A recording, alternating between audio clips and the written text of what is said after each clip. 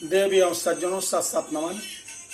मैं आपके सम्मुख आत्म परिचय भाग 175 लेकर उपस्थित हुआ हूँ। इसमें देवी भागवत महापुराण का जो मूल अंश दुर्गा सप्तशती है, इसके विषय में बताने के लिए जा रहा हूँ। सर्वप्रथम शंखध्वनि।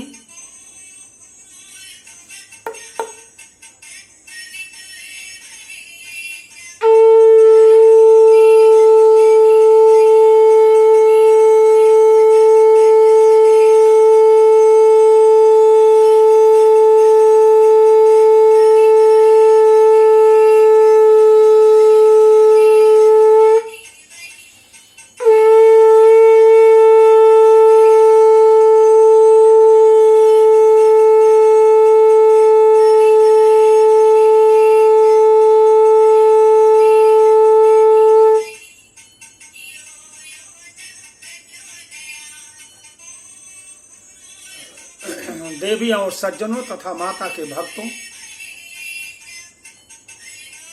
परसों 13 अप्रैल दिन मंगलवार से वासंतिक नवरात्र आरंभ हो रहा है। नए संवत्सर की बहुत बहुत शुभकामनाएं। प्रातःकाल से 9 बजे के अंदर आप कलश स्थापना करना चाहते हैं, कलश स्थापना कर लें। और दुर्गा सप्तशती माता का पाठ जरूर करें। कुछ लोग कहते हैं गुरुजी किस प्रकार से कितने अध्याय का पाठ करना चाहिए। देखिए, यदि हो सके तो पूरा दुर्गा सप्तशती का पाठ आप रोज करें। हर प्रकार से माता के हर प्रकार से माता की कृपा को आप प्राप्त करेंगे और विघ्न बाधाओं से दूर होंगे। 13वां अध्याय का पाठ करें। सिद्ध कुंजिका स्तोत्र जरूर पढ़ें। यदि नहीं आपको समय है तो आपको मैं बता रहा हूं, पहले दिन सप्त श्लोकी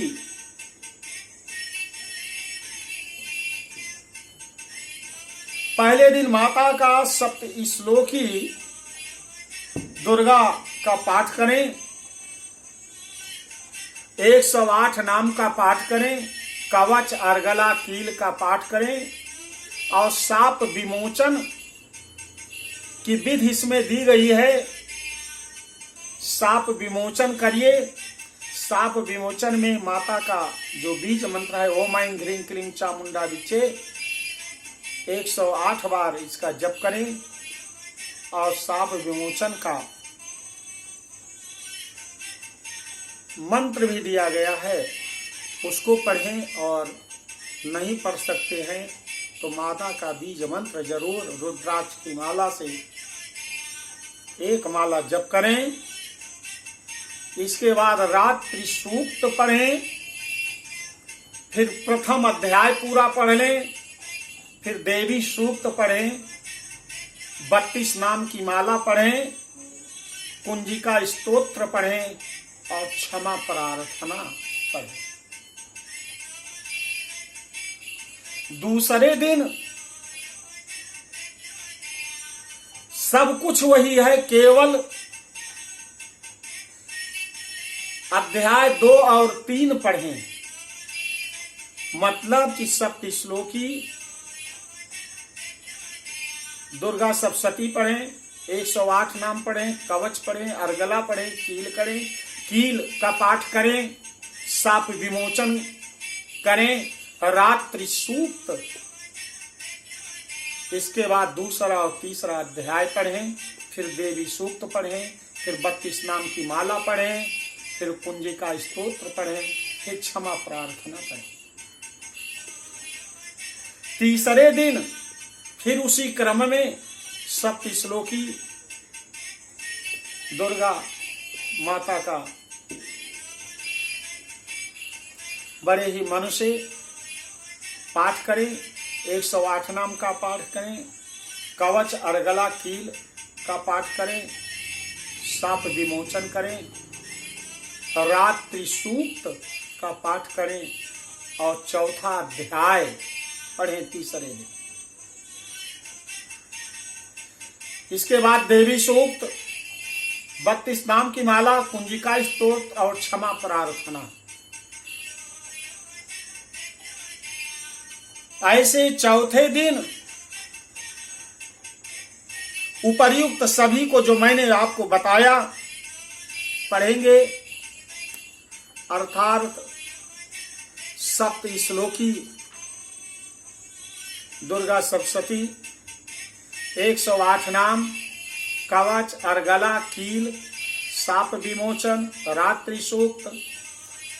इसके बाद अध्याय 5, 6, 7, 8 का पाठ करेंगे। फिर देवी सूक्त पढ़ें, 32 नाम की माला पढ़ें, कुंजिका स्तोत्र पढ़ें, क्षमा प्रार्थना करें।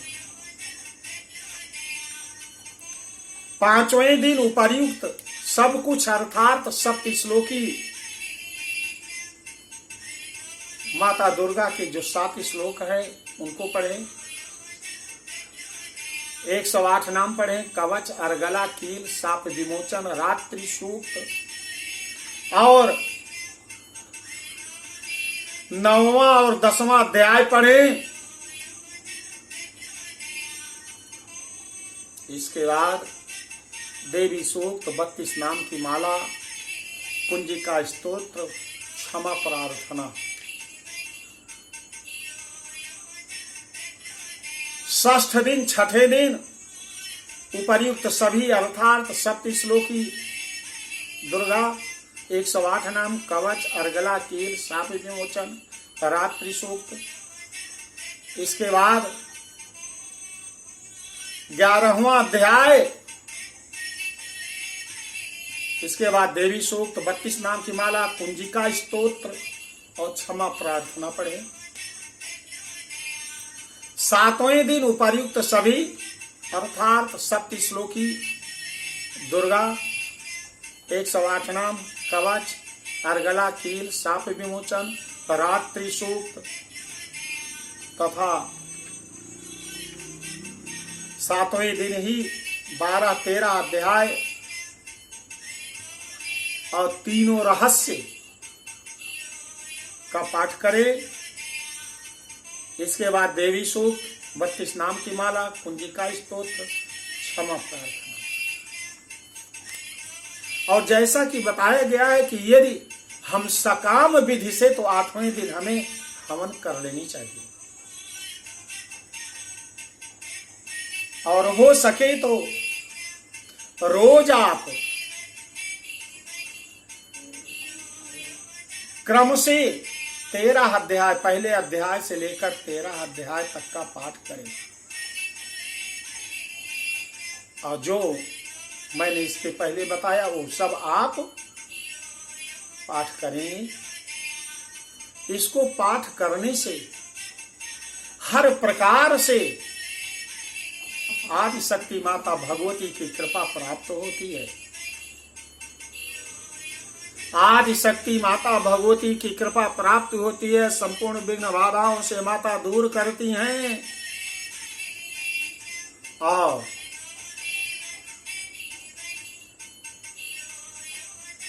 व्यक्ति उन्नति के मार्ग पर आगे बढ़ता जाता है। इसलिए देवी और सज्जनों, हर प्रकार से माता भगवती के चरित्र का श्रवण हमें करना चाहिए और आदि शक्ति माता भगवती के बीज मंत्र का जरूर जप करना चाहिए। देवी के सारस्वत बीज मंत्र की बड़ी महिमा है। माता इस जगत में त्रिगुणमयी हैं। माता भगवती ही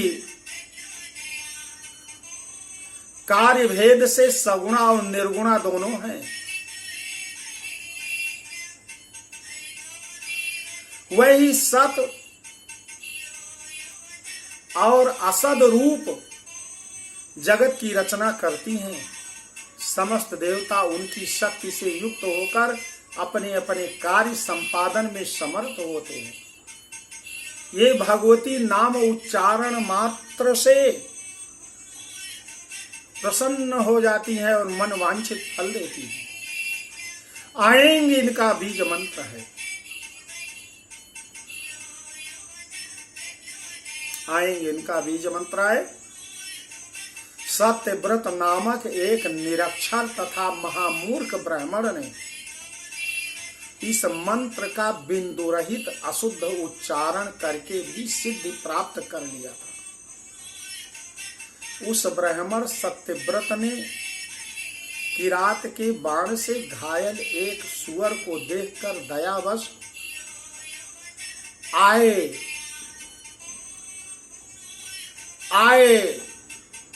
कहा, आएंग नहीं कहा, आए कहा। एक किरात एक सुअर को बाण मारा और आहत होकर वो गिरा तो उसके मुख से निकला आए। उस बिंदु रहित सारस्वत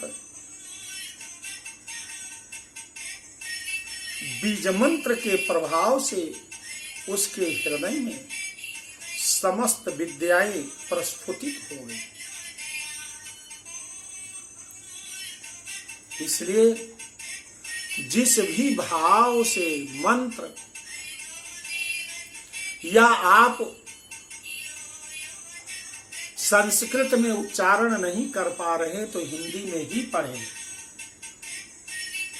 हिंदी में ही पाठ करें। माता भगवती का लाभ उतना ही मिलेगा।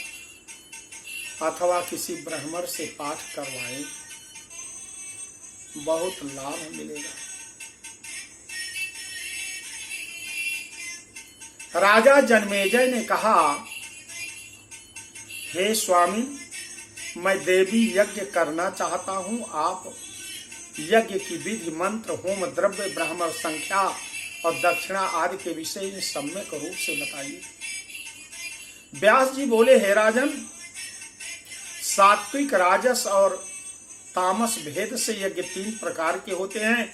जिस यज्ञ में देश, काल, द्रव्य, मंत्र, ब्राह्मण तथा श्रद्धा सात्विक हो वह सात्विक यज्ञ कहलाता है।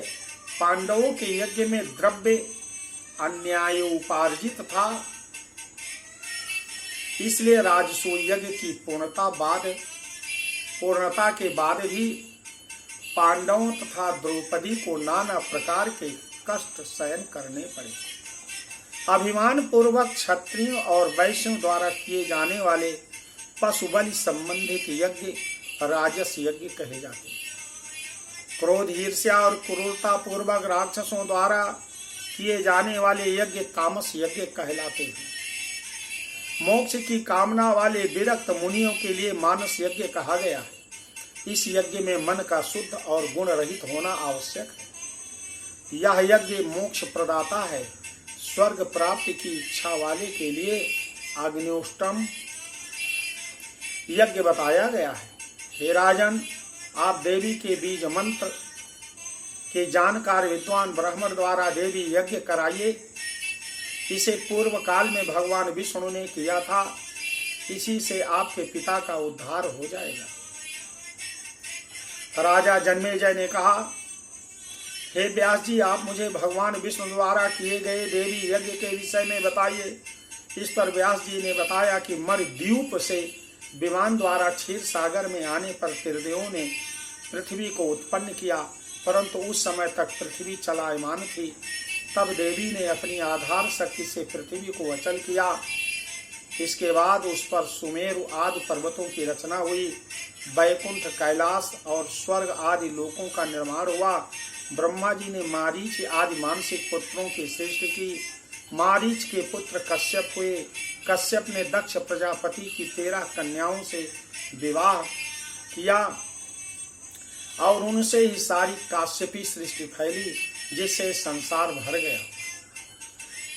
एक समय भगवान विष्णु को मणिद्वीप का स्मरण हो आया तो उन्होंने अम्बा यज्ञ करने का निर्णय लिया। उन्होंने शिल्पियों से विशाल मंडप बनवाया।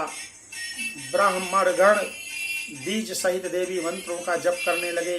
प्रज्वलित अग्नि में आहुति दी जाने लगी। उसी समय आकाशवाणी हुई, हे विष्णु, आप देवताओं में श्रेष्ठतम होंगे। जब जब पृथ्वी तल पर धर्म का ह्रास होगा, तब तब आप अपने अंश से अवतार लेकर धर्म की रक्षा करेंगे। व्यास जी ने देवी यज्ञ के विषय में बताकर राजा जन्मेजय से देवी महात्म्य संबंधी आख्यान के इस प्रकार सुनाया। अयोध्या में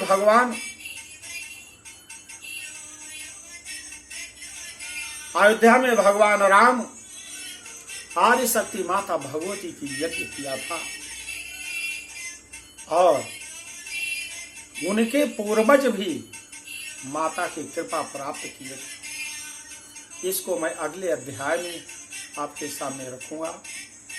तो देवी और सज्जनों, मैंने जो आपके सम्मुख